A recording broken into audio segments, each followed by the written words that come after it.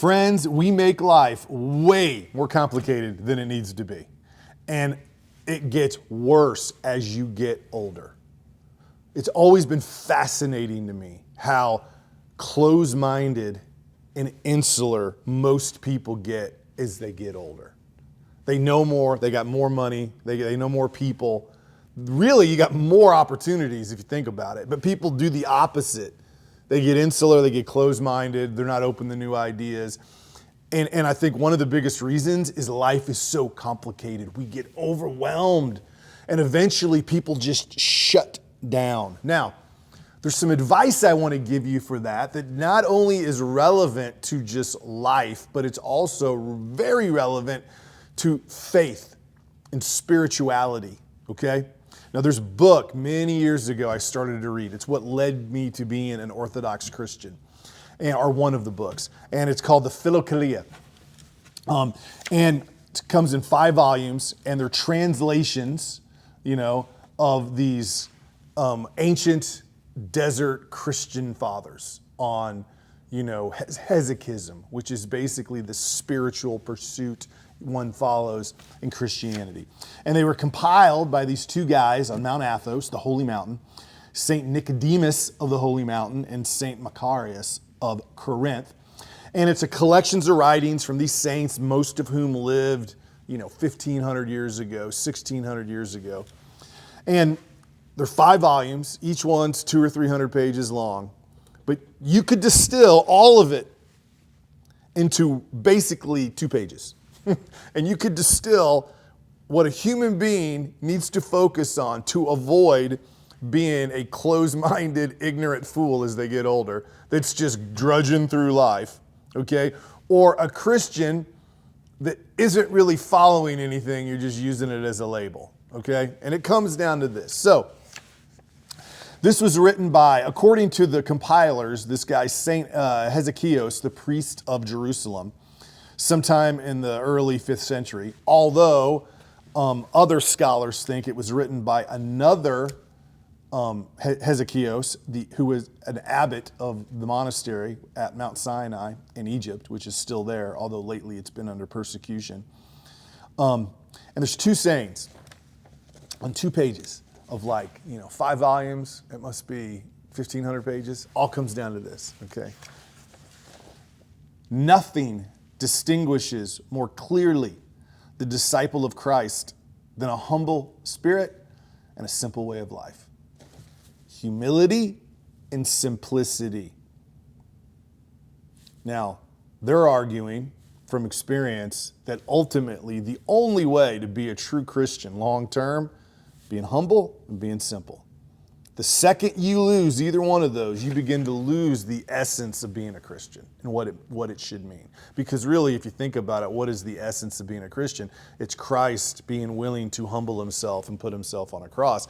And he didn't just do that because it's magic, and it heals our sins. He did it also as an example to show us. That's what we got to be willing to do. Now, it's the same thing in life. As you go through life, and life gets complicated and life gets busy, it gets really easy to do the opposite of being humble and being simple, because we think our value comes from the world. And what is the world? It's things, it's possessions, it's a hierarchy of human beings. And if you judge yourself through those things, it is impossible to keep your humility, and it is impossible to live simply. You will try to own and possess more than what you need, and you will judge yourself according to others, and the second you do it, you lose your humility because you're judging yourself. Am I better than them? Am I as smart as them? Am I as good looking as them? Am I as humble as them? Okay? And the only way to avoid that trap is through humility and a simple way of life. That's it. And then the second thing, many of our thoughts come from demonic provocation, and from these derive our evil outward actions. So, you're not just in this game by yourself. This is something that a lot of Christians tend to ignore because they don't want to face the reality of it. And it's the type of thing that even a lot of people today who might 5 or 10 years ago had called themselves atheists or called themselves agnostic are beginning to recognize and talk about, which is there's evil.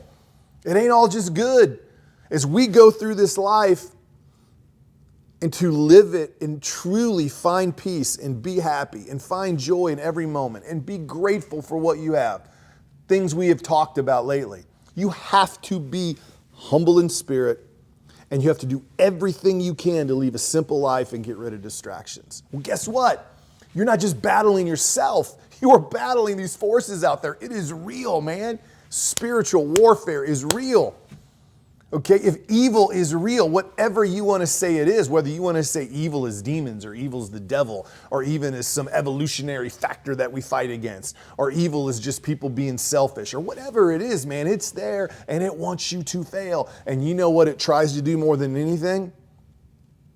Instead of you being humble, it wants you to be filled with ego and pride and comparing yourself to others. And by the way, you can have no humility and be poor. You can have no humility and be down on your luck. Just because you're depressed doesn't mean you're humble. Some of the most ego, pride-filled people I've ever met were depressed people.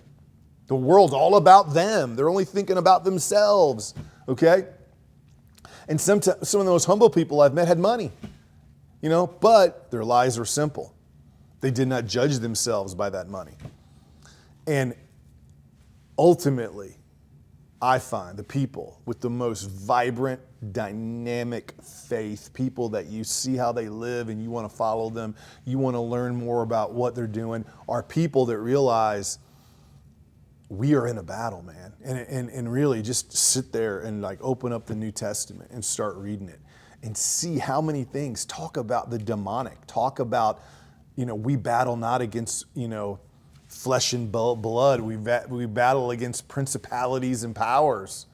It says it. What does that mean? And all these practices that we have, whether it's prayer or fasting or giving to the poor, it's not because of some legalistic formula that if you don't do it, you're going to go to hell. It has nothing to do with it. You do it so you can fight the battle.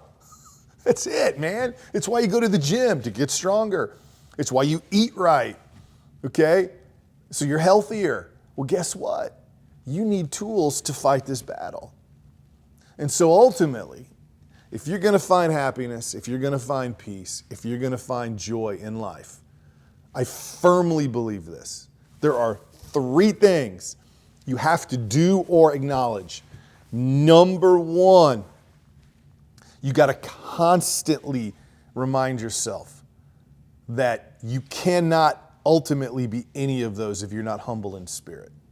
And you're humble in spirit by getting down on your knees and praying, by giving to others, by putting others before yourself, by being kind, by being merciful, by being forgiving. And you practice it and you tell yourself every day, you're not there yet. You tell yourself every day, I can be better. Okay, it won't make you negative, it'll bring you peace. Secondly, simplify your life. Get rid of things you don't need. Live in a house that you can afford. Do things that you can afford. Get out of debt. Okay? Only keep people close to you that are positive. Only keep people close to you that bring you up. Simplify your life. Both of those. You got to fight it every day of your life. And the third one is, and really if you think about it, it's kind of cool. It makes life an adventure. You're in a battle. You are in a battle against evil. You are in a battle against all those things that want to make you think that you judge yourself by how you compare to other people, that you judge yourself by how much money you have, that you judge yourself by what your home is like, how many friends you have, where you live, okay? That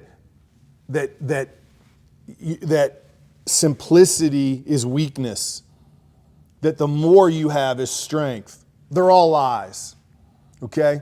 And they're easier to fight when you understand that ultimately what we all want is just peace and happiness and a sense of purpose. And we all know we're going to die, and we all know that bad things are going to happen. And yet it takes us out of this moment that right now we could be happy. Like no matter what's over the horizon, you could go to a park. You could be kind to a stranger. Okay, you could help a child that needs help. You could visit a widow. Think of what we're told by Christ. If you really want to know if you're being a Christian, do you visit men and women in prison? Do you give to the poor?